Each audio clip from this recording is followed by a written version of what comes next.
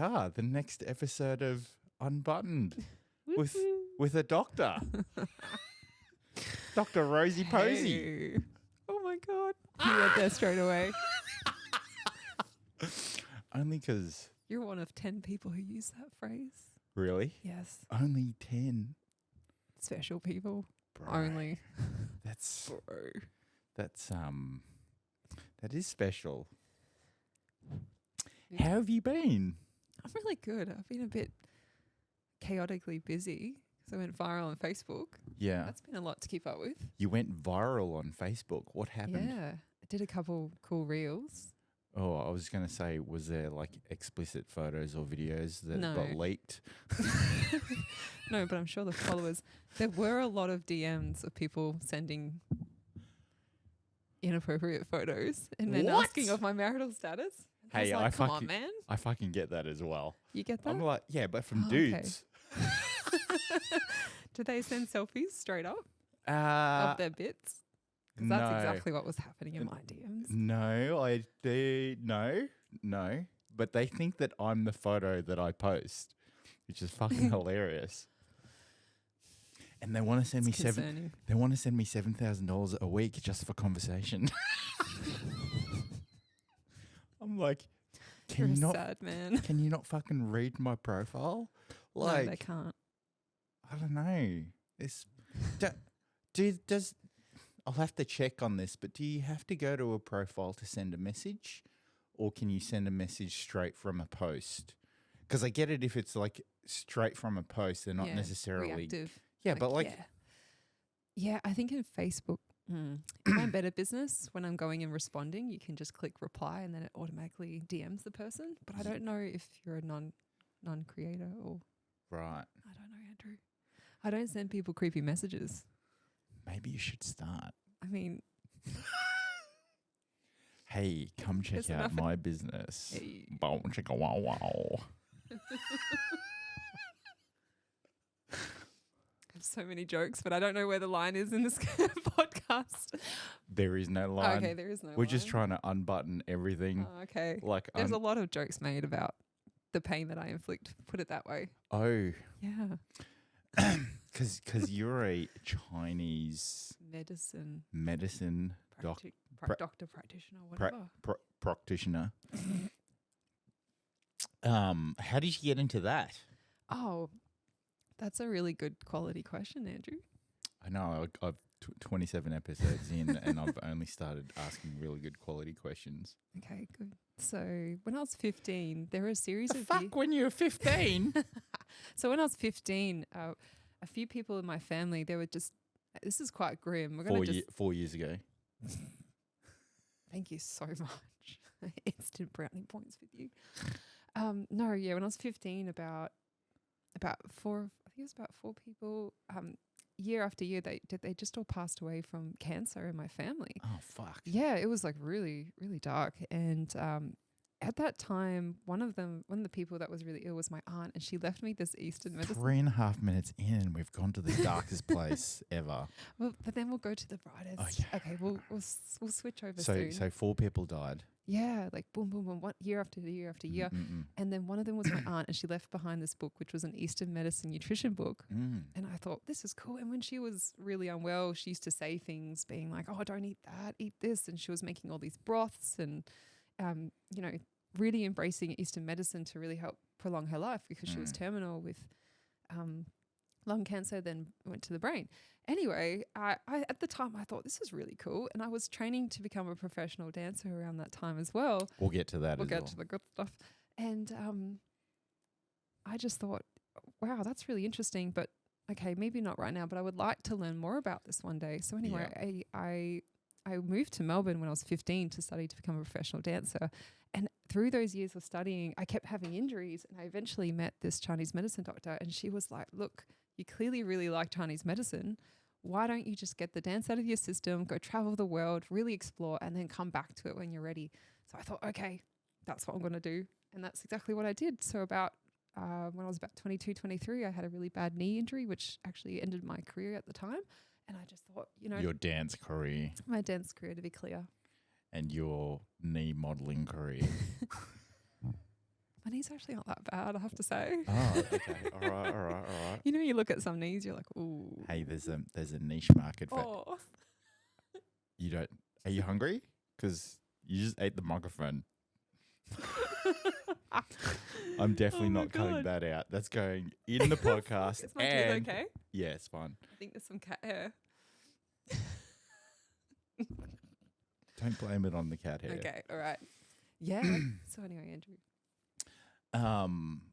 So how long have you been doing Chinese medicine for? Now. So I'm soon to be 31 in a couple months. I started when I was about probably 23 or so. Right. Yeah. So okay. So hang on, but like, so what type of physical pain are you inflicting on people in your practice? I mean, just the right amount to get the right result. So, you know. What does that mean? Right. So, code. You know, with acupuncture, we're putting in small okay, needles. Yeah. And the needles are really designed to open the channel or cause a small immune response in that area to help stimulate the healing process. But as you know, while you're lying there and you're fully in the trust of someone's hands and you're receiving acupuncture, it's a very vulnerable space to be in. So people tend to blurt out the most bizarre personal things on the table, and they make a lot of interesting comments about that I'm inflicting pain. Like what?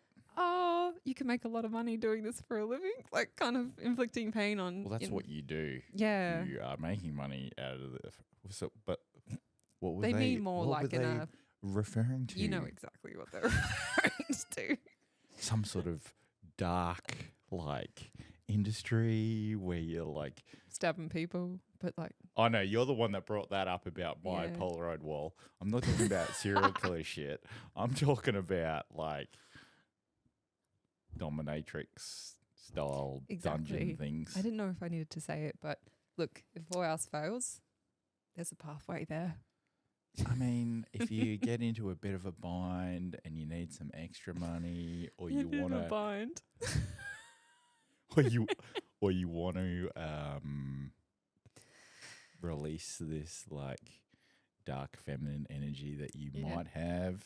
I mean, it's there, but you know. Oh, it's there. It's there in every woman, Andrew. The dark feminine. Fucking hell. You know it is, but you know. I agree. I think it is there. I think, like potentially women just don't know how to access it. Yeah. Or like control it. I mean, do we need to use that? Do we need to? No, that's true. Yeah. That's true. Jordan Peterson had a quote about like every man should be a beast. Yes, and control. But be a beast, but learn how to not use it, because you actually don't have to use it. Absolutely. You know, so like train and, you know, and all that type of stuff. But at the end of the day, it's all just about putting your mind through that physicality and the physical activity so that you can be a warrior if you need to be, but don't be a warrior like all of the time. Like be a lover, you know. I mean, this ties in so much with like I suppose. I'm a lover, not a fighter.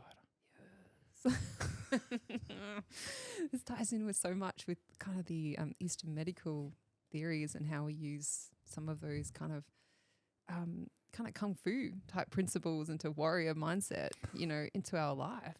Yeah. Like love, you know. So, I mean, that's one of the reasons I think I was really attracted to Chinese medicine, is that it's the exploration of the dark and the good, and learning how to use those together in your life. Yeah. Yeah. And it's a practice of self-awareness as well. It's 100%. 100% it's a practice of self-awareness. How do you use that balance every single day in your practice? Like, okay, so there's like the physical component where, because I know so much about the Eastern medical ways to eat, then I can kind of customize my diet. If I'm phlegmy, or if I'm tired or whatever's going on, I can customize what I eat. And that's that medical, physical side. And same with movement. I know how to like self-massage to stimulate certain channels to make me feel better or pick my energy levels up. So I've got... You had to go to the self-massage place, didn't you? Yeah, but like there's so much in self-massage. I know. You know, You've like, been there's doing no all shame. these like lymph node Yeah. massages for your breasts. Well, you Right. know, it's only a funny topic because of all the societal shame, right? 100%. Yeah. But I'm sure the listeners will find it quite interesting. And then suddenly I get a lot of visits to my page. Yeah. Okay, that's cool. So there's a physical, but Yeah, then there's there's a the physical. emotional kind of spiritual aspects of Chinese medicine where we're practicing every day, treating into how we feel. And, you know, I think we're energetic, we're kind of spiritual beings having a physical experience. I don't know if that's my belief. That's something that I certainly entertain as a belief, you know, and I'm quite an open-minded person. I'm not fixated on any kind of one belief system, and that might really trigger some people, but that's what works for me. I like to just see what happens through life and evolve with my life. And you're not Chinese, right? And I'm not Chinese. I have no Chinese descent. My mum's English, my dad's Australian with a Greek background. So I know. That's wild. I've always been drawn to Eastern medicine though. Like Yeah. I did come from a Chinese background. It's really interesting. Now you're a black belt as well, right? Oh yeah. How do you remember that? Yeah. Yeah, I got my black belt when I was 9. What? Yeah, I got a junior black belt. The I was fuck? this overachieving kid, you know, just wanting to do everything. Like, was this just for a black tie event or what? No. No, this is martial arts. Black belt Always in playing on my words, aren't you, Andrew? black belt in what? Re-taekwondo. In Taekwondo. Yeah, re-taekwondo, which is like an Australian Oh. kind of not take on it, just it's an extension. We just of it. love to fucking Australianize Yeah, everything here. Well, we're not as bad as the Americans. Yeah, that's sorry true. guys, it's true. So I did Taekwondo when we lived in Singapore, but we never continued on with it. What belt did you get up to? I can't remember. I don't know. I think it was blue. That's still pretty good, Andrew. Yeah, I think it was You should be blue. pretty proud of yourself. Funny story though. I remember one Saturday morning, like me and my sister, we would go, and she left something in her room, but like that night, that the night before, my mum had gone out, and friends of hers had stayed the night, and she made my sister sleep in my room, and the friends that she had slept in her room, and my sister had to go into her room to get something. When she did that, she like came running out. Like you can imagine. So I think we were, I think I was like, I would have been like 9 and my sister would have been 12. And she came running out. She's like, there's 2 naked people in my bed. What? My mum's friends had like stayed the night, and Okay. they were like, Getting it on. no, they were asleep, Oh. right? But like naked. Wow. So And they so post getting it on. yeah, post getting it on. But yeah. Anyway, so that was Taekwondo story? that was the Taekwondo story. Okay. Yeah. So do you still do Taekwondo?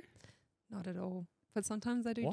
Qigong because, excuse me, what happened is I had to choose between focusing on martial arts or sailing because that's what my family did. Yeah. Sailing? My sister was a professional sailor. She's kind of a big deal in the sailing world. What the Just fuck? dropping that in as well. She was, you know, national champion, world champion, and on the Olympic squad. Proud of you, sis, if you're listening. Shout out to what's her name? Kate. Yeah, so I had to choose between martial arts, sailing, or dance because there's only so many hours in a week. And if you want to become a professional dancer, you need to be like full on 24/7 in that mindset of just training, eating the right way, and training and sculpting your physique to be that because you're training like an athlete. So you chose dance I did. as opposed to sailing or Taekwondo. Essentially. Right. And I think so at the time when I decided I wanted to become a professional level, my family weren't. How old were you when you decided you want to be professional? I was 14, 15 and I left The home. fuck? 14? Yeah, 14, 15. You got to start young when you're a dancer. Because you just have a short lifespan. I used to do some crazy things like training 8-10 hours a day. I did all of that crazy stuff. Talk me through, like, as a 14-year-old, how did you go about, like, coming to that decision? It's a really interesting question. I look back and I'm like, how was I so clear at so young? Yeah, that's what I want to know. Like, how were you so clear? I just knew I wanted to do that more than anything. I used to say dance is like oxygen to me. Yeah. And I was like, and people would always be like, how does she? That's bizarre. It's quite unique for someone to really. At such a young age as well. Part of me wonders, was it a coping thing from. We moved around a lot as a family, but I don't know if it was that. I think it was just genuine. I was a very artistic, expressive person. I wanted to just do that because it made me happy. You know, and I was a straight A student and my family's quite big. Nerd alert. I know. Yes. So my family are huge on, you know, education as well. So for me to go off and become a dancer, they were like, oh my God, you know, and it was a very upsetting time in the family actually, because I was leaving the family unit and I was like, I'm going to be a dancer. And everyone's like, throw your education away. We just need you to get a degree. And I was like, okay. Maybe someday. But off I go. Maybe someday. Anyway, I did a full circle and I've come back. And Chinese medicine is a form of expression and art as well. Right. You know, it's a way of living. I can fully immerse myself in something. It is a way of living. Let's come back to the dance. Okay. So at the age of 14, 15, you decide you want to be professional. And so you mentioned you like traveled the world with dance. Like, so what type of dance did you do? So I left home around 15 to go and study for 3 years intense, which is like a pre-professional level training, 24/7. And I did homeschool at the same time. I essentially taught myself high school and used to train day in, day out. Who the fuck are you? I was like this. Sometimes I look back and I'm like, damn. Yeah. Anyway, so that happened. And then I graduated with like the Excellence Award. I was like the high achieving student of dance. This was in Perth. This was in Melbourne. Oh, in Because Melbourne. I left home I left Perth when I was about 15 to go and study and really prep myself for that professional level. So around 18, I went and traveled for about 4 years, like full time. And that's where I saw the world dancing all around the world. Yep. So where did you go? A lot of Asia, China, Japan, South Korea, a little bit of Taiwan. So, parts. sorry, you were traveling as part of like a performance, like Yeah, so I did a couple of things. Theatrical stuff. Yeah, so Or did you join a circus? I mean, like I'm weird, but I don't know if I'm that. No, I've got a couple of friends in the circus. They're so talented. Yeah. Anyway, but no, I worked for Royal Caribbean as well when they first launched their like massive F-off-size ships that were floating cities of 6,000-7,000 people. They have these theaters. I'm getting all like croaky now. I'm tuning in with your cheek. They have these massive theaters of 2,000 to 3,000 people and would have these huge production shows. And I would do like a musical theater show. I've done a showgirl show. I've done like a ballroom show. I just needed to check that was still recording. Yeah, okay. All good. I'm good. A ballroom show. And so in these floating cities, I traveled around the world doing that. I did do some local work here in Melbourne with like smaller companies as well, and some like backup dancing and stuff like that. But yeah. That would have been such an amazing like chapter of your life, going to all these different places, meeting all these different people, but also like really hard work, because dancers are fucking hard workers, man. We're so hardworking, and we're also underpaid for the level of talent that they have and the amount of years it takes to get to that level. Singers get paid much better. I'm generalizing, but as a whole, if you're in the industry, you'll know what I'm talking about. Depends on the work, of course. Did you always want to be a singer because they got paid more? No. When I was younger, I was never concerned about the money. It was all about the passion. As I Yeah. mature, I can see, the importance of financial stability and growth. You still got to have the passion though. Because if Absolutely. you don't have the passion, then you're not really. Then it becomes like work. Whereas if Yeah. you have the passion, it doesn't feel like work because you're like enjoying yourself. Yeah, I don't think many people walk this planet actually liking what they do. It's Like genuinely, Yeah. if you're really real with it. If you're really real with it, If you're really honest with yourself. we should put that on a t-shirt. I've got a fucking t-shirt for you. Okay. Oh my God, Actually- you do. What? Which one's this? Wait, what quote was on it? Fuck, I fucking can't remember. Was it something about titties? Something about titties. Yeah. I forgot. Okay, we'll come back to that. We can take a selfie with it. We'll do a selfie. 100%. Okay. 100%. Yeah, I definitely think that there's a high proportion of people that are unhappy with what they're doing, Yeah. but they're either scared or they're like locked in to like continually doing that thing rather than searching or following something else that they're passionate about. I think we're all individually talented in different ways. So for the first phase of my life, it was really the dance. That was my talent. I had to do it. I was so good at it at that time. And now I don't know. I haven't seen any performances. I can't verify whether he you're can't, good but or he not. will later. I'll show footage. Yeah, and now I feel like I've got some level of natural talent with what I'm doing with Chinese medicine. So it's kind of like if people could find the courage to live their life with what they're genuinely good at and do something. I do understand the realities of life. I'm not in any delusions around you need to pay for things. You need money to live. Yeah. But I think a lot of people could explore more with what, if they forgot about what people thought of them, I think we'd be in a very different position. Yeah, I agree. I also think that the fear factor of stepping out of your comfort zone and just doing something stops a lot of people. And so that's where I get really inspired when I see people or I meet people that are like just taking the initiative to like do shit. And I'm like, that's we need more of that. What it takes Yeah. inside. Yeah. Yeah. And I don't know, I guess reflecting on my own life, like I've gone and done like transformations personally, probably about 4 or 5 times. And every single time, like I feel like I'm a better person. And so it's kind of like, that's what I mean by that whole like taking the initiative and like doing something that's out of the ordinary of what you would normally do and things like that. For me, it has been instigated as a result of something tragic that's happened. It usually is. The pain Or, inspires change. Yeah. Pain, suffering, sorry. Yeah.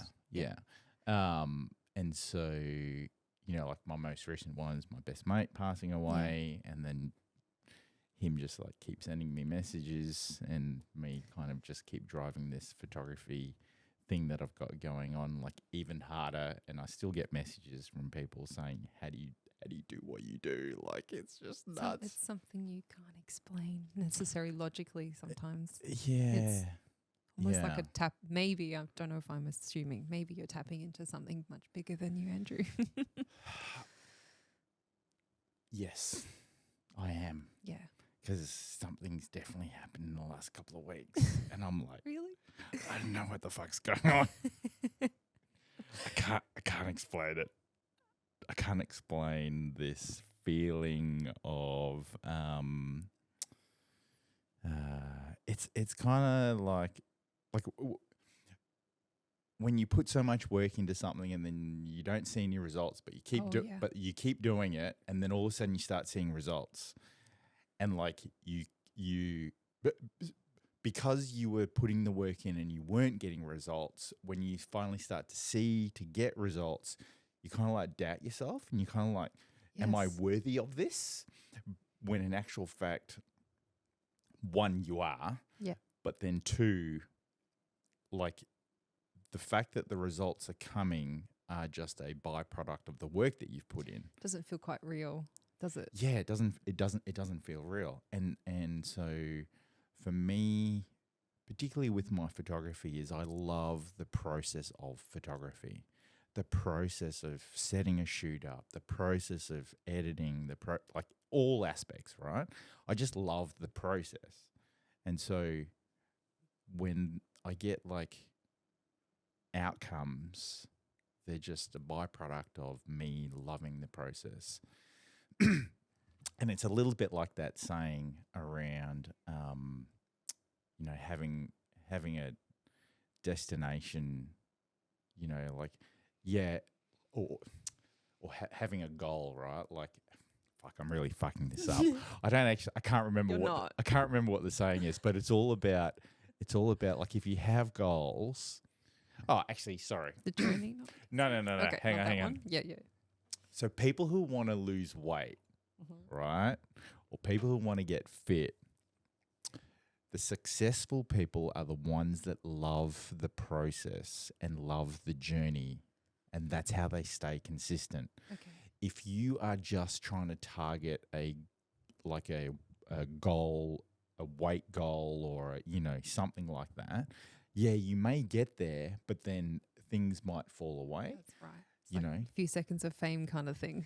Yeah. Similar concept of it's a really big high, and then it's like, what the F was that all for? Yeah, and so like for me, it's because I love the process so much, and I'm so involved in all aspects, and I'm always trying to like push myself to get better or increase the quality or like do like phenomenally creative stuff. The fact that I'm getting other types of results is just a byproduct, and I'm like, that's great, I really think who we are, like our energy state as well, is everything. I know I sound like a broken record energy, but I really mean it. Those who have experienced it get it. Doesn't even need to be explained. So your internal world's changing on your path, and it'll just keep being created faster and faster and faster, because you're just becoming more of that person you need to be able to have that. Yeah, it's everything is energy. Absolutely. Like even the words we say, the thoughts we have, that's all energy, which is also why they, there's that thing around standing in front of a mirror and shouting out positive affirmations about yourself. Yeah, shouting. Really loud shouting. I mean, scare the neighbors. Whatever floats your boat, whatever gets you going, right? I've never shouted it, but I mean, if you shout it, you're definitely going to get more of a magnified like energy level than if you whisper it. There's a mirror there. We can try later. Yeah. But because you're like putting that energy out there, it just like bounces back to you, and it kind of like energizes you. I love it. It's also why like if you're around negative people or like Debbie Downers or whatever, like they're always going to like bring you down, because that's the energy that they've got. That's the energy that they're going to bring. And don't get me wrong, like I'm not like 100% positive like all of the time. I'm 120% positive all the time. Okay. Just to be specific. But yeah, so like everything is energy. Yeah, I think when people are usually, I really try not to, I'm not saying you're judging, but when I'm in the presence of an energy that is lower, I'm very aware that usually they're stuck in some type of conversation of their past. Yeah, me too. Or they're self-judging. Yeah. Self-hatred, self-loathing. Because that is one thing we can do to keep ourselves small. And what would our life look like if I didn't hate myself or self-loathe myself? So this is very subconscious level stuff that we don't even realize we're doing to ourselves. And I think creative people, anyone in the arts or creative people really they've usually self-discovered to be able to keep being their number one cheerleader because that's what you need to be in the arts, because it's usually quite competitive and it's all subjective to how you define success. I don't subscribe to the competitive nature of being a creative. I agree with you there, but there's a lot of conversation around it being. Oh yeah, it's interesting, but yeah. that's the non-creatives saying that about being creative. I don't know. Getting all complex now. No, I agree. Mm. I agree. And in actual fact, like this is that whole piece around art versus science. Right? Ooh, I just got chills. So and think about it, like Albert Einstein used to be considered an artist. Right. Because of the theories that he came up with, the science community didn't believe in them.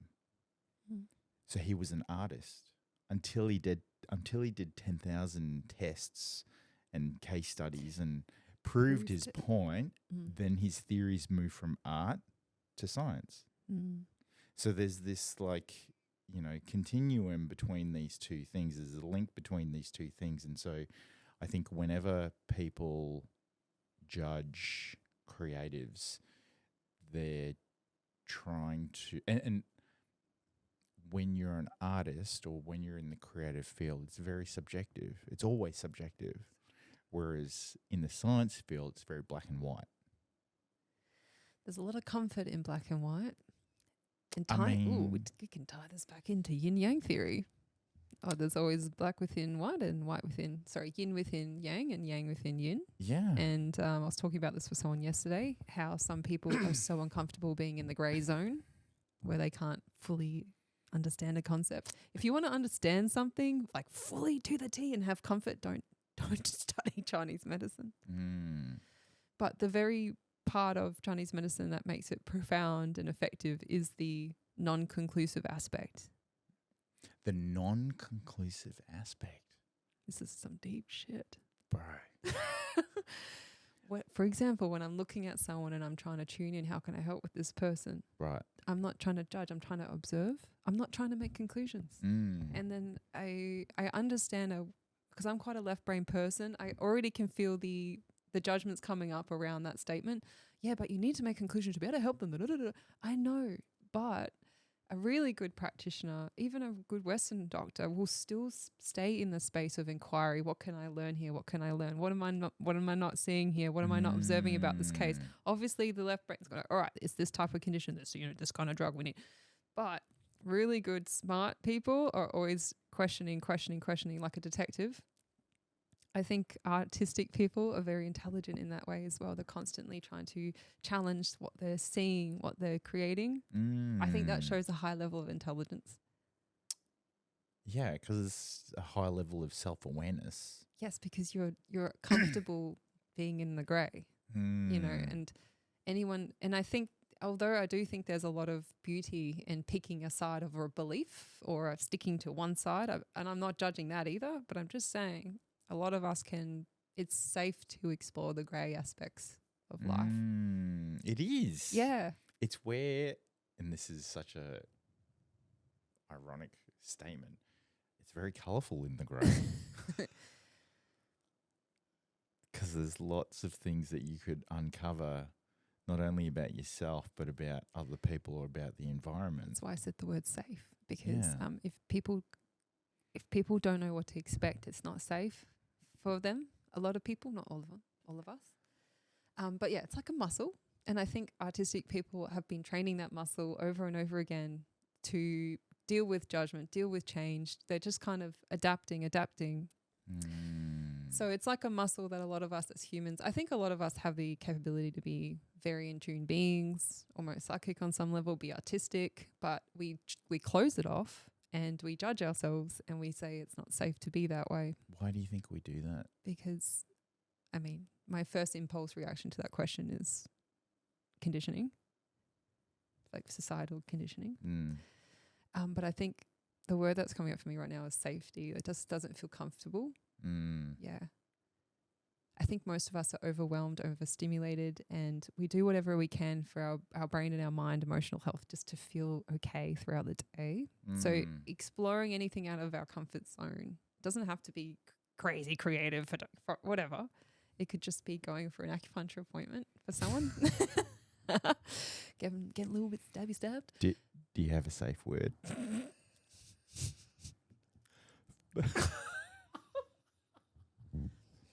Yet to be discovered. I've got one, but we'll tell you later.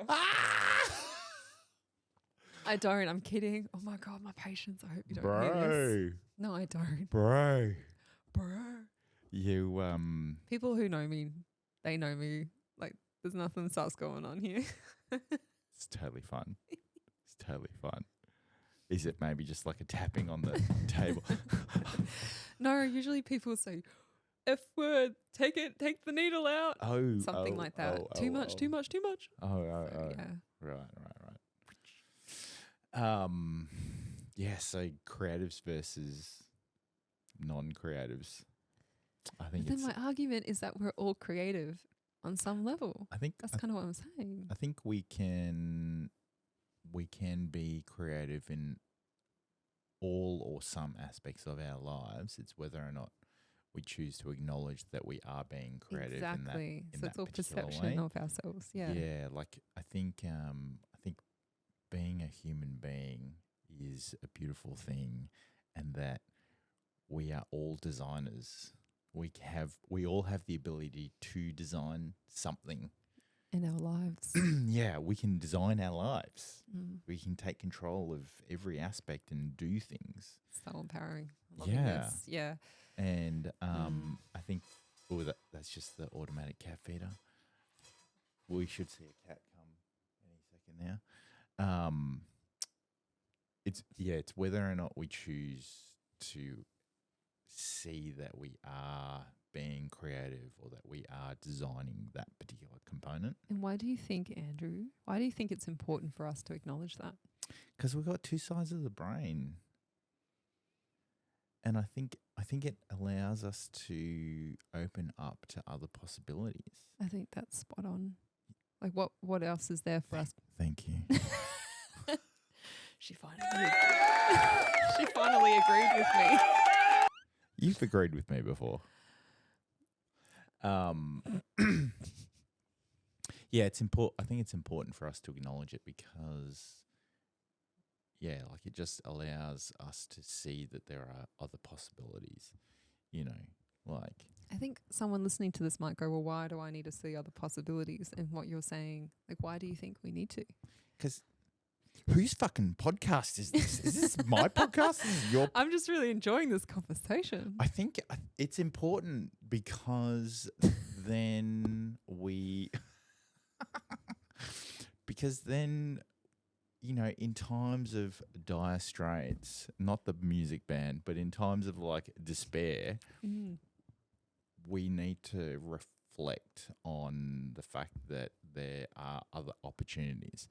And it's always the case of there's always two sides to the coin, right? And it's all about perception. For example, if you think you can't do something, you're right. But if you think you can do something, you're also right. Exactly. So it's kind of like if you keep ruminating on something, you keep thinking of a particular aspect that's going to turn out a particular way, chances are it will turn out that way unless there's an alternative. And if you think of that alternative occurring, then that's actually going to happen. And then the perception. So number one, I think, is that perception shift. Yeah. Yeah.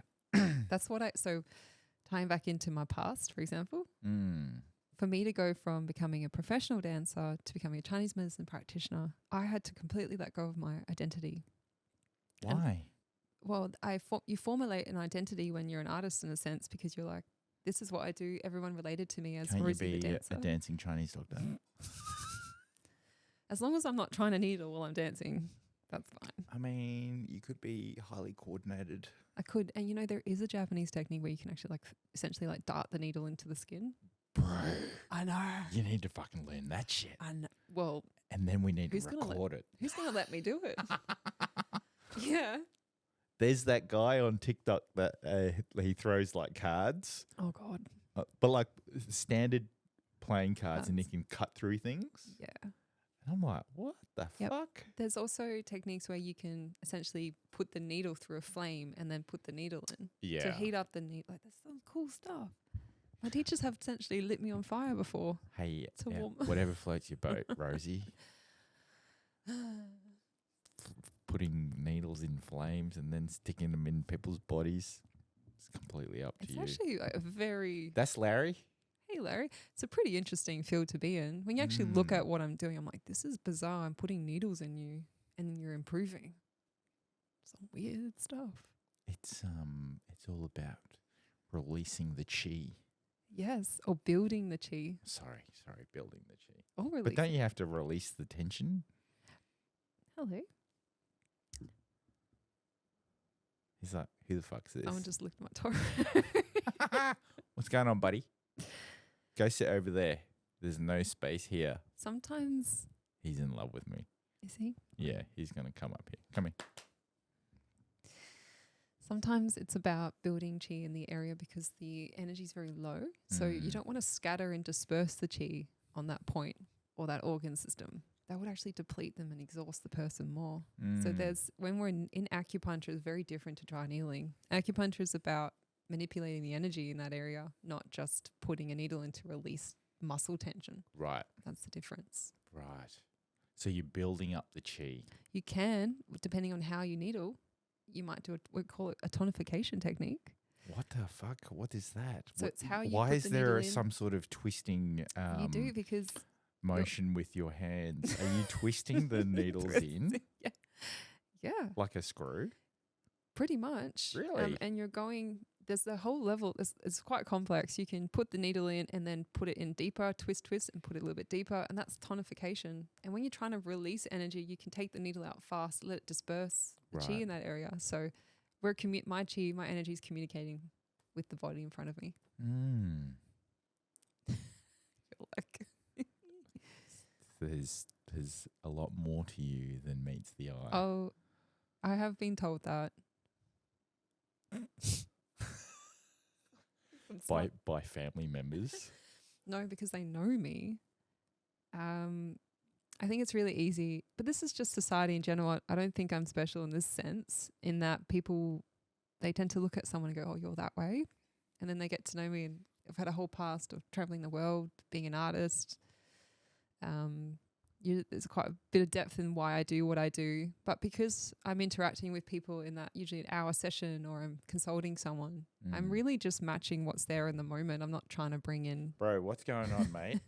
Fucking nudging the microphone. You're going to have to get off me soon. I'm not trying to bring in anything that's not necessary into that moment. Like the safe word. I'm not trying to make it about me.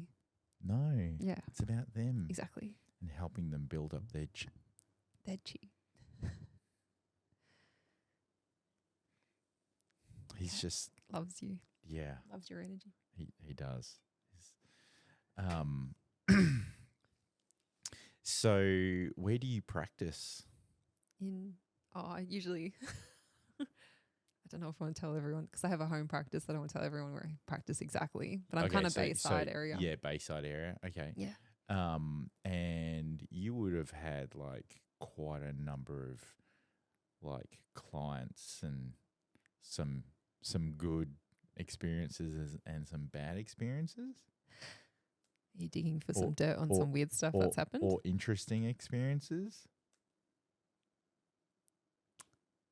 I mean, are you talking about sexual things? Like no. Oh, like in your practice. Oh yeah, like, I've got a really good story. Something just popped into my mind. Yeah. I once needled this point. It's called liver 3 on someone's foot. Right. And it was like something left their freaking body, like a black entity or something. They just felt their whole body shift. And it was a dude who's quite skeptical of this stuff, by the way.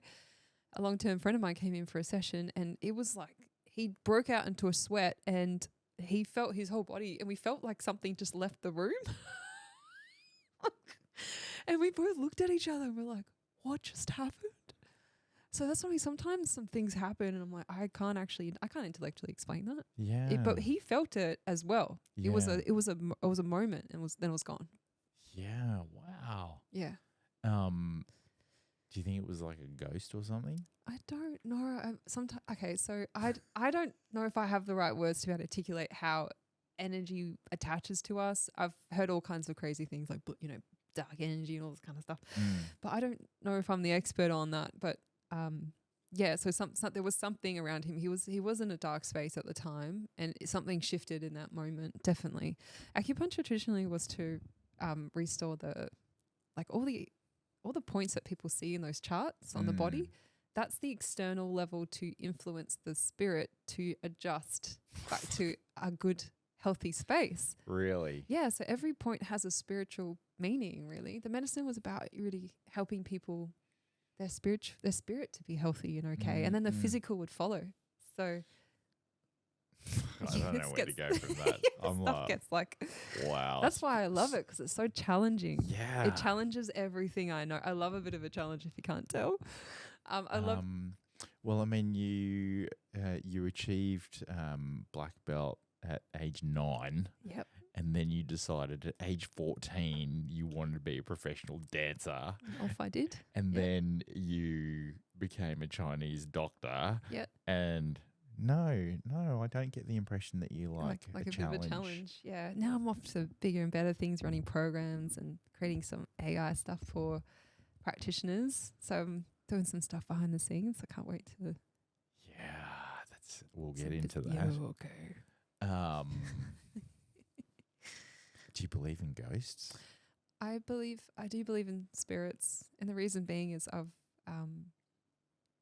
like sometimes see things. So do you see dead people?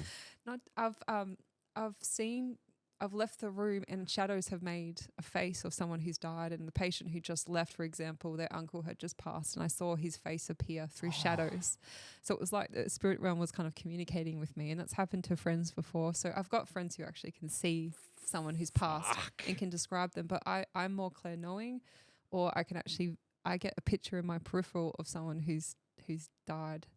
Right. Yeah, and I can tell you what it was like, but also it's not always someone who's died, it's a situation. I was talking to a client yesterday. I got to be careful about what I share, because sometimes it can come across like I don't respect this aspect of our lives. But I was tuning in with a client, we're working through a problem, and I could see a full picture about the person, and I described him. He said that, yeah, that's the person, before he said anything. So, but what I really think about that is I think everyone has the capacity to be able to tune in with that. We just shut it off, because I'm practicing it day after day after day. I'm just like easy to tap into it. But there's a downfall to that as well, is that I can feel things that I probably shouldn't sometimes see, or feel things in the middle of the day I'll get a vision about something like, oh my God, I didn't ask for that. So I got to be really careful to kind of shut it off.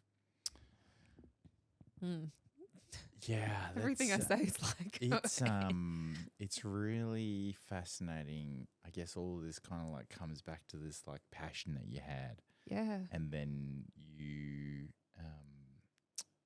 like developing that passion, and kind of it now becoming like quite ingrained in like my life. Yeah, your everyday life and everything that you do. And you know, I think there's a lot to be said about like getting the reps in when you're passionate about something, as in like doing things over and over and over again. Yes, repetition. Yeah. And so that's probably why you're having, you know, all of this. A lot of meditation. Yeah. And a lot of time being really quiet with people and feeling. Just like with your photography, if you keep practicing, you keep visually trying to understand, and you quieten your mind, you're going to get kind of experiences as you move through the years. Oh, yeah. Exactly. Yeah. That can't be always taught. Some of it can, but I don't think. Yeah, some of it can. Yeah. But the thing is that there is something about experiencing it versus like accepting the information from someone else. Exactly. So if you experience it, what you're doing is you're fine-tuning your own like abilities, and the more you experience something, the more those senses will be going off like internally, right? And so like I get asked all the time, like, how do you take such great photos? And I'm like, I'll teach you, but at the end of the day, you need to pick up a camera. You need to And you, be. and you just need to shoot. Yep. You just shoot, like just shoot every day, like do it every day. That's the only way that you're going to learn. Because there's that It's a piece. sense. Yeah, there's Yeah, that piece around mastery, right? and Like we're 10,000 hours. We're desensitizing ourselves because we're distracting ourselves and we're coming out of the moment. So we're really not tapping into our potential energetically, emotionally, intellect, everything. We're not able to get information from other sources to hear. And also we're letting the phones tell us what to think and feel. Bloody hell. We're letting the phones Tell us what to think and feel. tell us what to think and feel. Mm. What do you mean by that?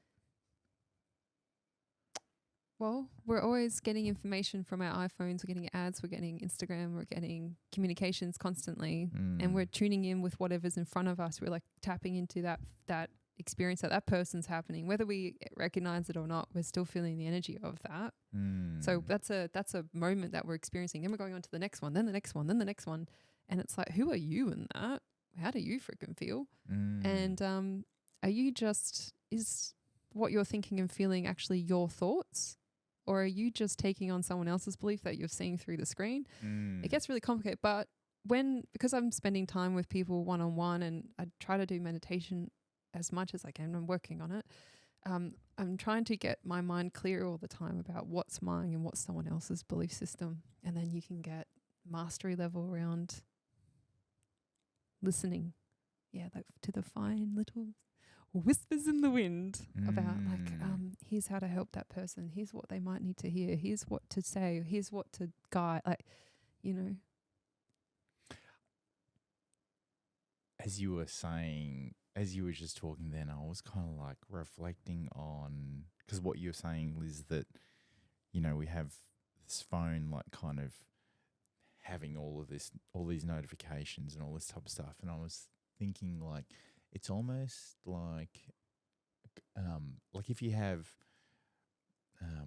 thoughts in your mind and you can't, like if you've got a racing mind, like you're always having like these things in your mind, kind of like left, right and center. What's happened with the phone is that's now an external thing impacting you as well. And it's the exact same thing, but it's like it's external as opposed to internal. Right. And so where people struggle is if they're getting way too much of it, like way too much internal, way too much external, then it's like, you know.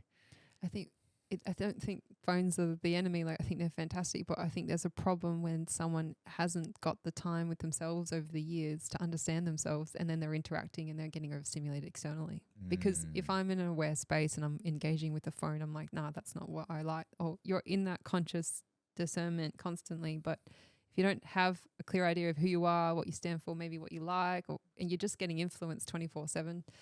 But that's a whole other thing in itself. Like, yeah, we could talk about that for hours. Yeah. I think that's exactly right. Like if you're not confident in yourself and you're not aware of your own belief systems, you can get influenced by a lot of external stuff.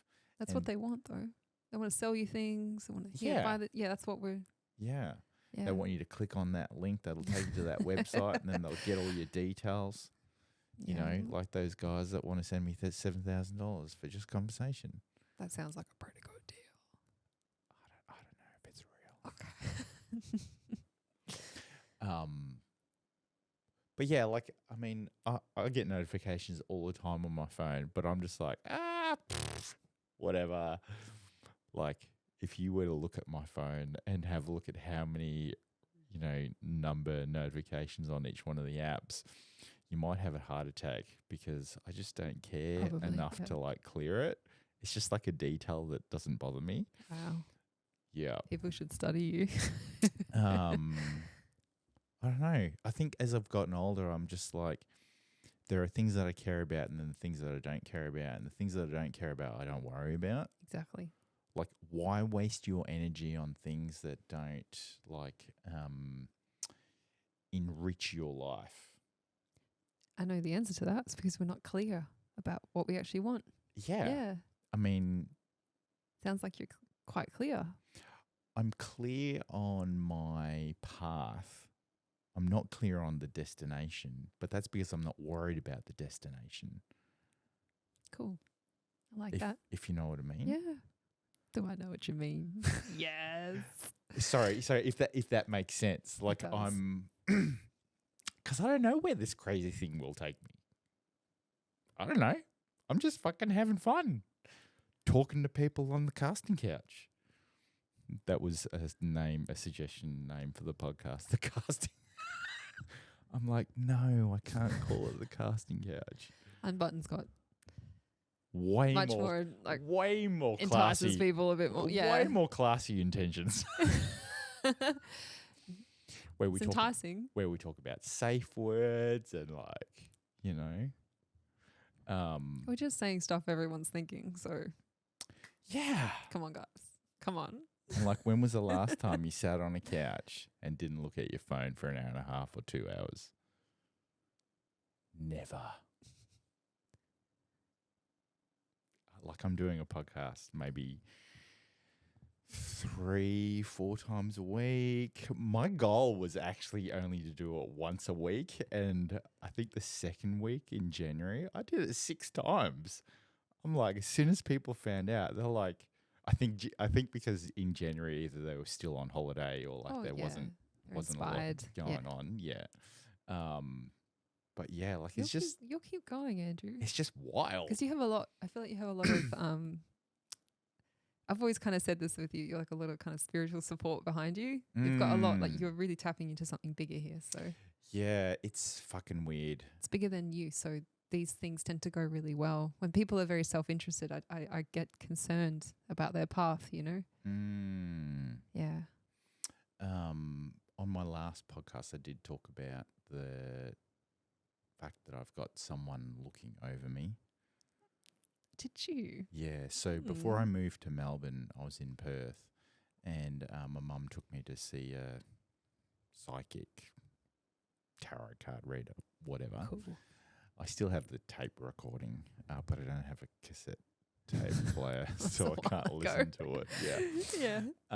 And she did like tarot cards and then like tea leaf reading, all this type of stuff. Anyway, one of the things that this woman said was, don't worry about him. He's kind of got an older woman. Yeah, it's a woman, definitely. Looking over him and like taking care of him and making sure he's on the right path and he'll be okay.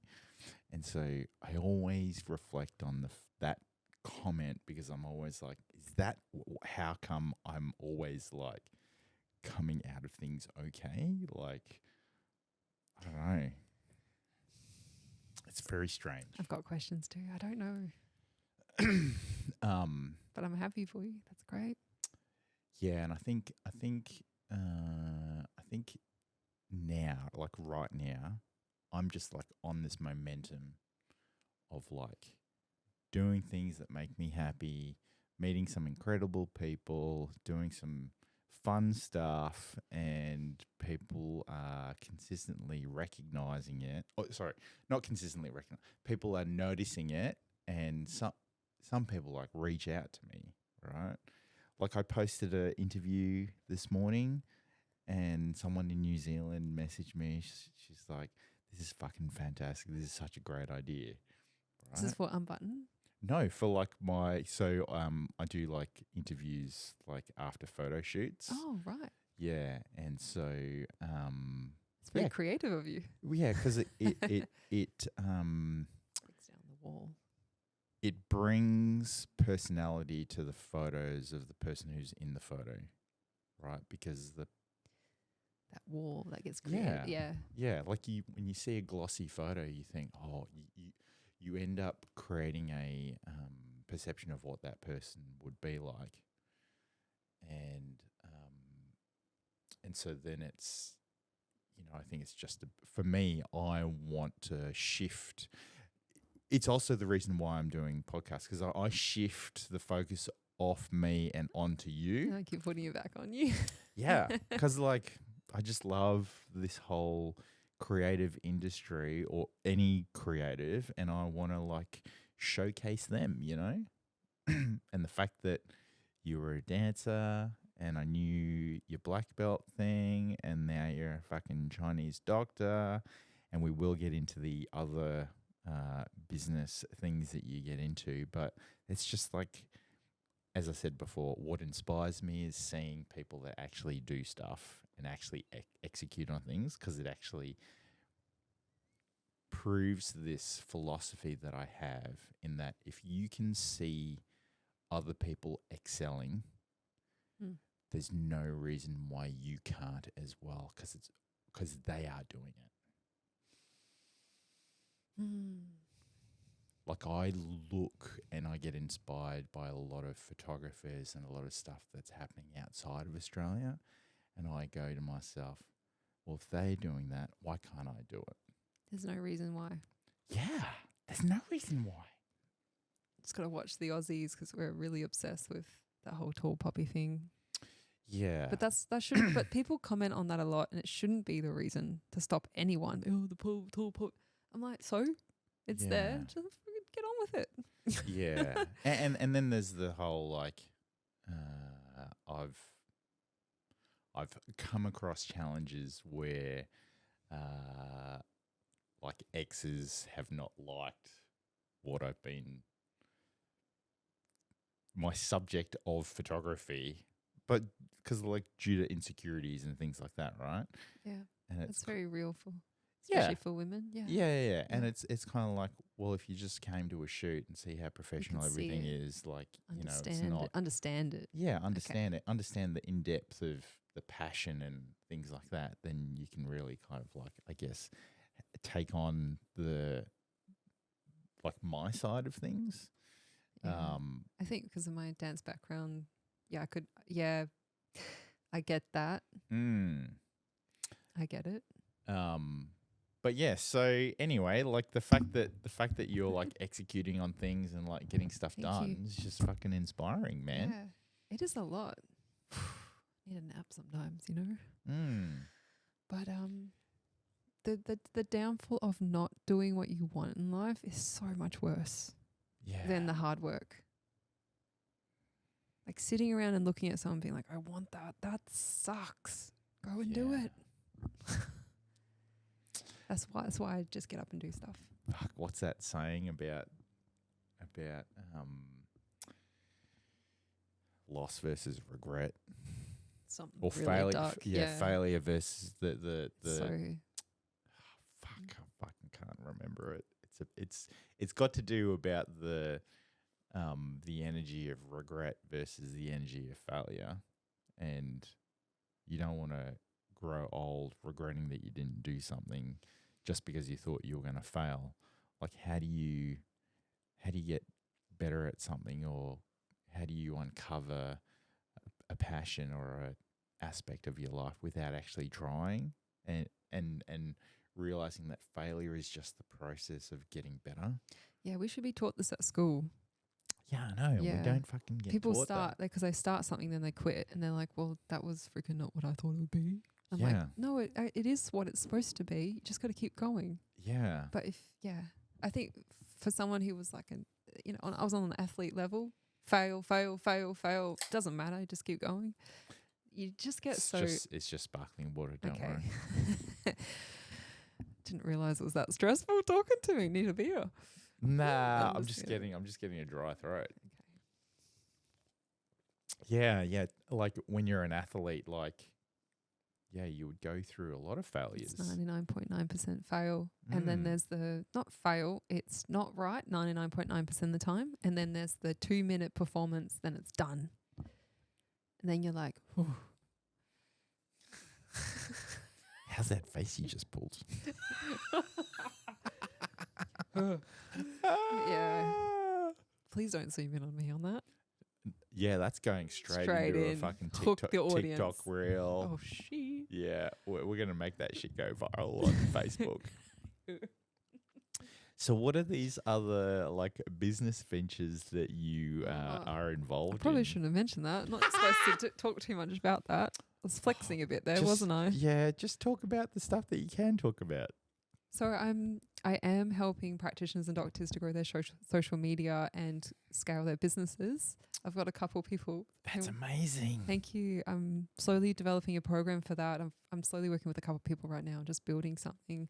Then I'm creating some more educational type offers. So I really want to help bring Chinese medicine a bit more accessible. Like an online academy or something? Essentially, yeah. I'm going to start off with a couple of smaller offers and then build that and build and build.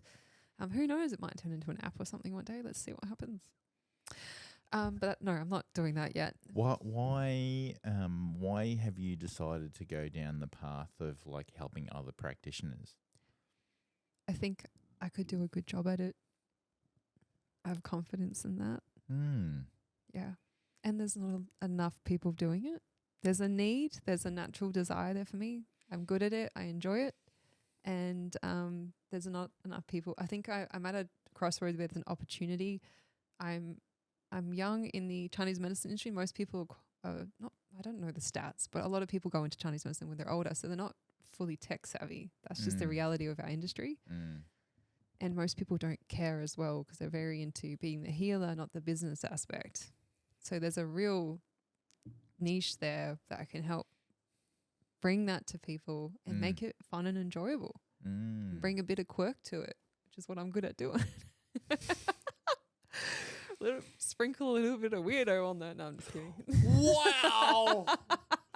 Sprinkle a little. You just turn everything way too far. Hey, you are just giving me the content. You're just like laying it down. What did you just say? Sprinkle a bit of weirdo. Little bit of weirdo. No, like your own kind of quirk into your process. Yeah, you know, 100%. I think what really is a point of difference is people's personalities. Exactly. That's how you attract people that are interested in what you do. Fully. I totally get it, which is why I put a lot of myself and a lot of my face online on all of my accounts. And people respect that. 100%. And like I always get comments for people who I've never met before and they come here for a shoot and like, I don't know, like 15 minutes in, they're like, you are exactly like how you are online. And I'm like, yeah. You sound surprised. I'm like, I am, because that's actually who I am. Yeah. Like I can't fake this shit.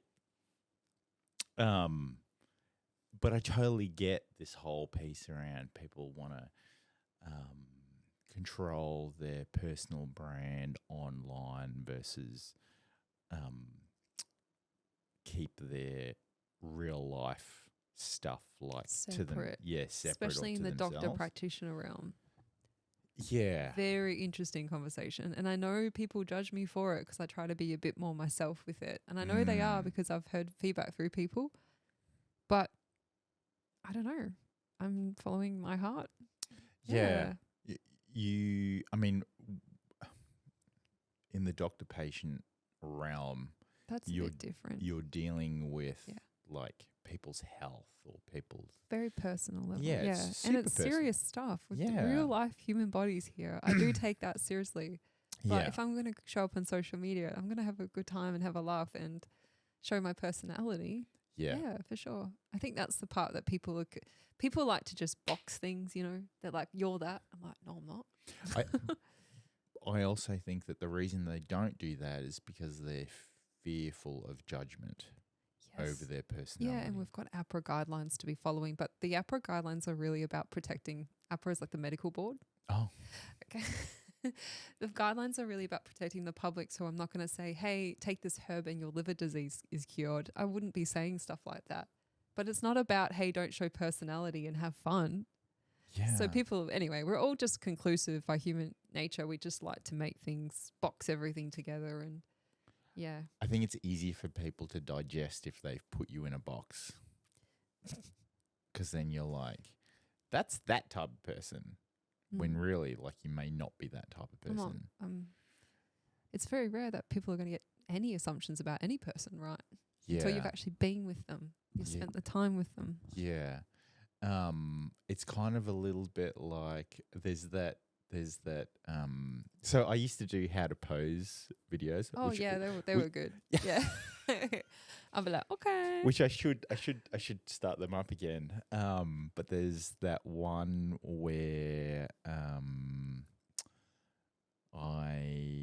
it was a reel of like a series of clips and photos, and the caption was, "How many times did I touch my badonkadonk?" Is that butt? Yeah. Oh, okay, just clarifying. But every single comment was about my hair. I'm like, what the fuck's going on? People are obsessed. Obsessed. And so it's kind of, like people will, People are weird, hey? They think I'm weird for showing some personality. I'm like, have you seen your comment? people aren't weird. People are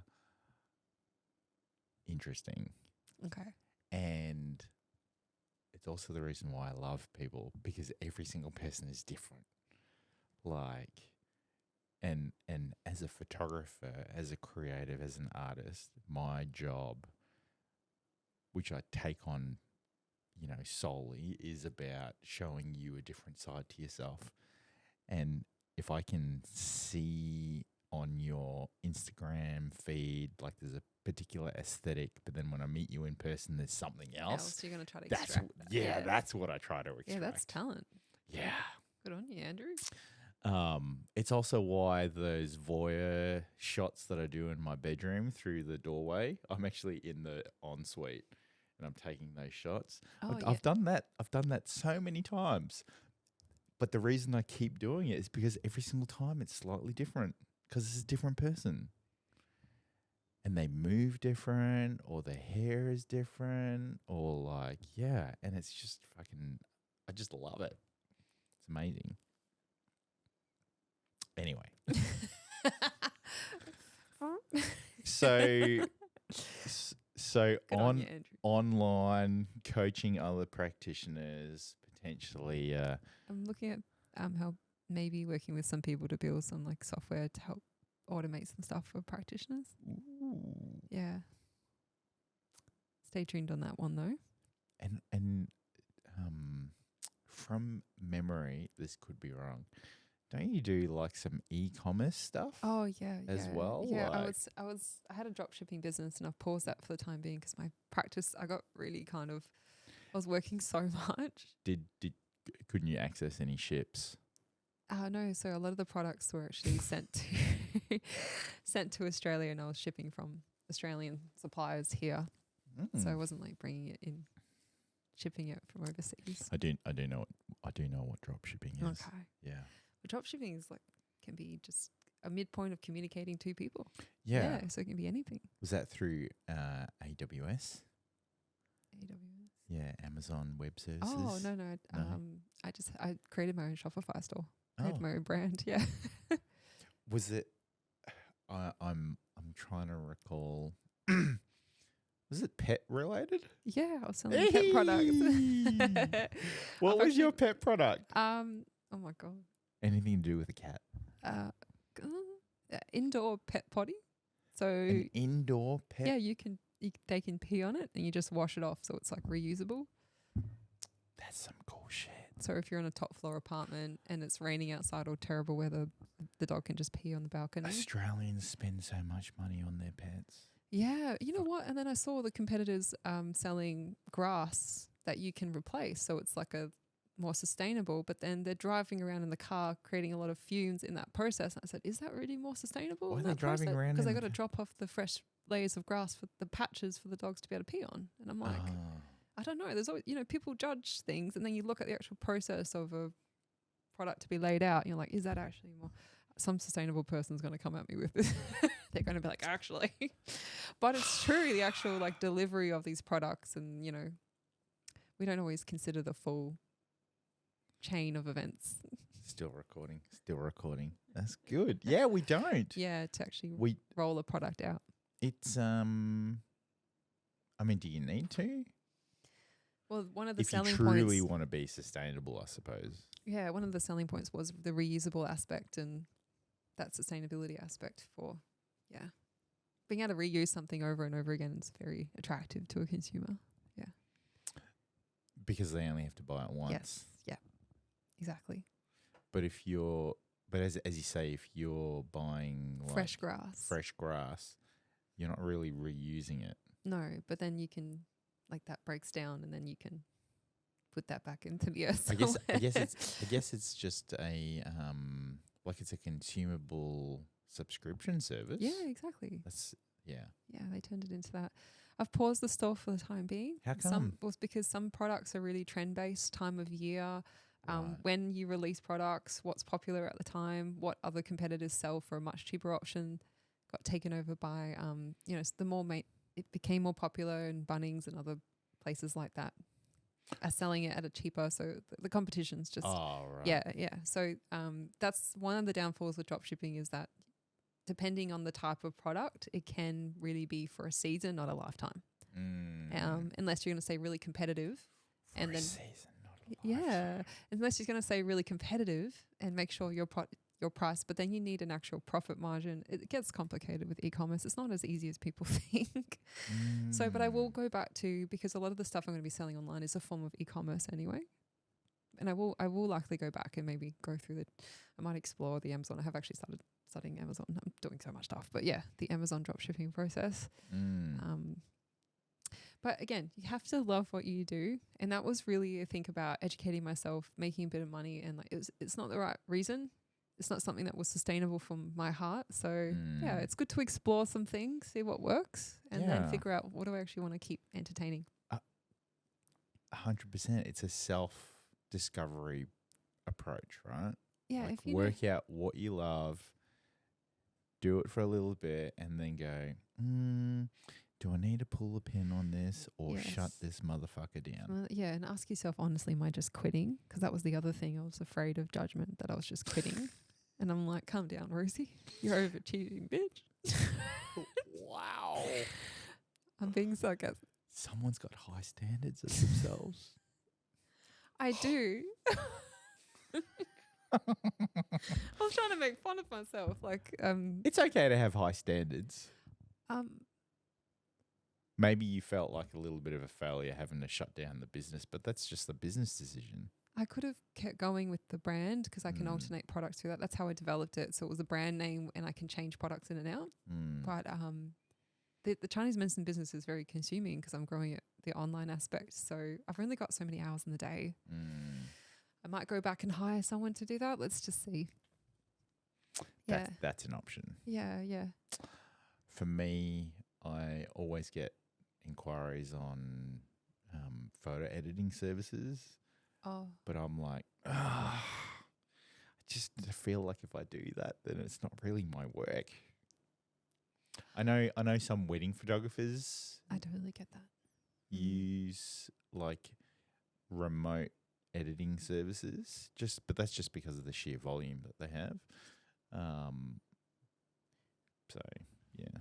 So they've taken the photo and they've given it to you to the other way. I take the photo, and those services are asking me if I need photo editing. For me to help.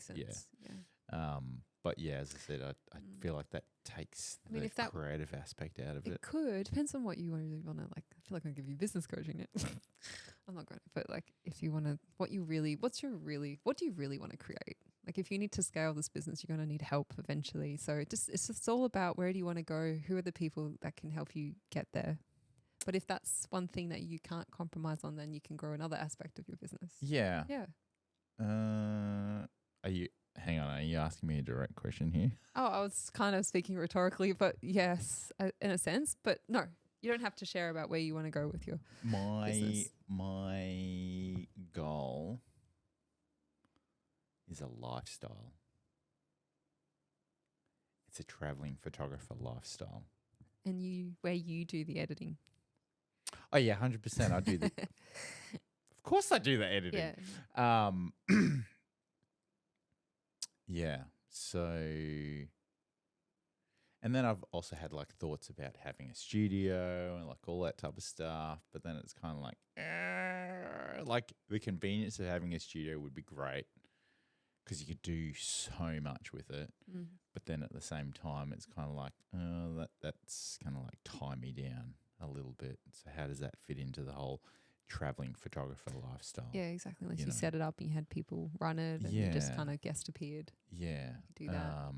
So Things have changed now. It's all about the shop front business model. Many years ago, now people work from home. We work from computers. It's very Yeah. flexible, and people are much more open-minded to that. So Yeah. I completely understand. exactly. It's not all what it makes out to be sometimes, having a shop front and the pressures, of commercial spacing. And it's a 100%. lot for businesses. I It's understand. the whole bricks and mortar Exactly. component. I think COVID really showed or proved a point that you could still have the same output by working from home or like doing things differently, and it really sparked a lot of people to think of things differently. You could create a franchise. Lots of studios. Fucking hell. Is that what I do? Can you imagine? What would we call it? Unbuttoned? The casting. That's actually kind of cool. The casting couch. We're not getting into porn. Okay, no. But you could hire the spaces for that if you wanted to. I'm sure you'd be busy. Jesus Christ. Do you know how many half-naked women have been on these couches? That's what I said. I'm really dressed, aren't I? It's totally fine. It's totally fine. It's fine. Yeah, it's good. It's good. So, anyway. what are your plans for this year, This 2024? I mean, I know we're in March, but what are your plans for the rest of the year? Continue enjoying treating one-on-one for a couple of days a week. Helping lives, get people out of pain. Hang on a minute. Only a couple days a week? I'm working for 3 days. What are you doing on the other days? Growing my online business. Oh, that's so fucking good. Fuck yeah. Taking care of myself as well. Taking myself to Pilates and having chai.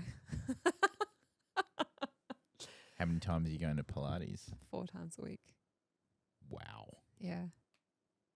That's pretty good. Thanks. I mean, are you seeing results? I mean, okay, we're going to take the conversation off my body, but yes. Like Yeah. flexibility wise and like mental state and all that. I mean, like type the of stuff. flexibility thing was never an issue. From my dancing days, whoever just tuned in, oh my God. Jesus Christ. No, yeah, when you're a professional dancer, usually you've gotten to that level where your body's just like permanently, Yeah. like just forever going to be that level. Any holidays planned? I'm going to Bali in September for a business retreat.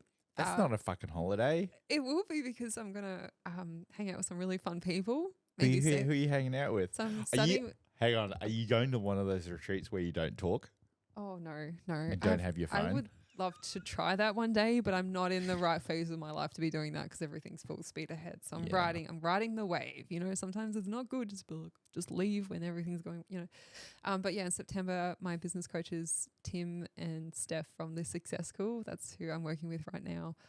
They're running a 3-day intensive. So I'll be going over there, then I'll head over to Perth, see family. But I'd love to go to Bali, maybe hang out with some healers while I'm there. Let's see what happens. Do some dancing. Do some dancing. I don't know. Oh, nightclub dancing. I don't know. Yeah, go out. Just some Do relaxation some salsa or stuff. something. Yeah. But this year's really about growing my my programs online and continuing the education of Chinese medicine as much as I can. Yeah. And seeing what else opens up in that kind of tech online space that I'm working on. Yeah, that's great. You Yeah. did mention AI. Yeah, there's this software that I'm going to be implementing with my business that I might be able to help bring to other people, and there's AI plugged in with it. Does AI scare you? Not at all. We've been using AI for so many years. I think it's been around. Oh God, some have you AI been- person's gonna be like, yeah, it's been around for this many years, Rosey. And yeah, I know. We've been using it on some level in our. I don't know, over 10 years or something. Right. Probably longer. Okay. That's what I've been told anyway. Just let it run your life. Because I think we're just becoming more clear around the capabilities in our everyday normal person life where AI comes in, but companies, everyone's been using forms of AI technology for a long time. I am a little bit afraid of how far we can take it, actually, to answer your question. Oh, yeah, that was actually going to be my next question. Are you scared of Skynet? I'm really embarrassed to admit, what is Skynet? The Terminator. Oh. Skynet was released in 2024. Is this like a robot?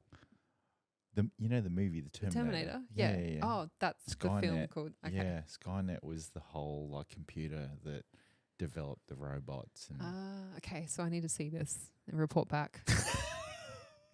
You haven't seen The Terminator? I've been too busy hustling. Okay. I'll give you credit. I'll let you off. Oh dear. But like, there's so much stuff happening in the AI space, right? Like Neuralink, that Elon's kind of launching, and we've got Starlink, and then we've got like all the Chat GPT stuff and Mid-Journey, and if you're in a profession that can be replaced, definitely keep working on side hustles and trying to grow your skills, become indispensable. That's what we've been told as well. Gone to a couple of AI workshops, trying to, they teach you how to prime AI and how to talk to it and stuff like that. That's been really interesting. Yeah, until it can learn how to prompt itself, I think we're safe. Because right now it still needs us to prompt it. That's why we need individuality, and we need to be our own brand and be ourselves in this world and become known for who we are, not just what we do. That's why you motherfucking photographers need to start putting your face out there. Yeah, exactly. That's the exact point I'm making. I don't know a robot could put acupuncture needles in people, but they won't be able to feel and sense what we do as practitioners. But you need to tell the robot where to put it first, and then it can repeat it over and over and over again. Yeah, and that's not going to be accurate anyway, because if that's the space of acupuncture point, that's a big fucking hole. If the point's like this big, a finger size, on the reality on the day when I'm a practitioner, I'm feeling it might go a little bit to the left, a little bit to the right on the day, depending on where the chi's accumulating. Yeah. So a robot can't do that, but it doesn't mean. I mean, it could. Okay. Maybe one day. Maybe. Yeah, I stand corrected. I mean, Elon's also making a fucking robot. Yeah. Called Optimus. Of course it's called Optimus. Yeah. So I'm just waiting. Are you afraid, Andrew? I'm not afraid because I don't think it'll happen in my lifetime. That level. Yeah. Where there's just robots running everywhere. Yeah. Maybe in like running at from least the box. 3 or 4 more generations, like it'll start to get out of control. Yeah. Thank God we won't be. Back in my day. I mean, unless they come up with some magic pill to allow us to keep living on and on. I wouldn't take it. No? I want to go explore the universe, go somewhere else. See you later, guys. I'm out. I don't want to be around here forever. So does that mean you believe in reincarnation and life outside of Earth? Probably yes to life outside of Earth. I don't know. I don't know, Andrew. I don't know. You don't know enough. There aren't enough facts. Whatever floats your boat, honestly. Whatever people need to, whatever. I just don't judge. I actually don't really care what people believe. You're just having your own experience here, and then off we go again. So just whatever resonates with you while you're here. I'm very similar. I just don't care enough. Yeah, just like. I just don't care enough to judge. That's what I mean. I care, but I don't. Yeah. I'm not attached. Like, people need to have like the option to make up their own mind. I'm not going to make a judgment on the decision that they make, right? Because that's what they decide. But at the same time, it's like, yeah, you just, because the minute you start judging, I think, is the minute you start affecting your own energy, because you're taking on a belief system that might not be balanced to the other energies that you have. And so for me, I'm like very open-minded. I'm very open to the possibilities. I'm very open to people's walks of life. And I just don't care enough to judge you, but I care enough to learn from you. That's right. Mm. It's pretty powerful. I think that's powerful. I can just feel the judgment of anyone listening to this who's got very clear boundaries. Is the battery dying? The battery is not dying. Okay. It's No. beeping at us. It is beeping at us. Hey. Yeah. No, I mean everything I've said today with full respect. And I think you're right. I think there will be people that judge, but there'll be people that are like, oh, that's a really interesting Way of looking at it. Yeah. Yeah. And there are 100 ways of looking at things, but you have to be open to the idea of taking on that component that there are 100 ways. So, and that's a skill, right? It's a skill. You have to keep developing it. You have to keep questioning, why are these judgment voices in your head kind of like, why do they, why do they keep voicing themselves? And it's kind of like, well, hang on a minute. Like, let's just take a step back and realize that we live in a beautiful place.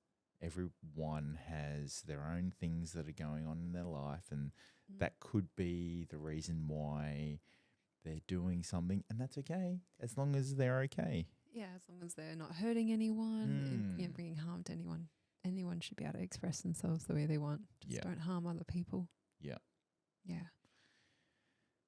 Amazing. Well, Rosey, thanks. Sorry, Dr. Rosey. Thanks for coming on the podcast. How can people find you? Dr. Rosey TCM on Instagram. Dr. Rosey TCM. RSEY.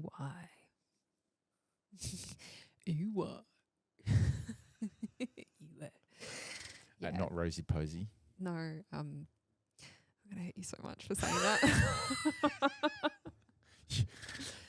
I apologize. I've got like family, friends, ex-partners. They're like the only people that know that. Oh my God. I'm neither of them. Yes. So made your way up to the top. I'm just one of the privileged. You are. Yeah. Awesome. I'll have the little thing come up so people can find you. Yeah, awesome. And thank you, Andrew. This has been really good fun. I feel like we covered a lot of topics. Yeah. That's why I love it. Yeah. I'm such a deep conversationalist, and I love just uncovering and trying to understand what makes people tick. That's the ice maker. It's not a midget stuck in my fridge. In the podcast? I don't think so. I don't think so. Okay. No, but we can hear it. Okay, cool. Awesome. So thanks everyone for listening in. Make sure you hit the subscribe and the notification button. We'll catch you guys in the next one. See ya.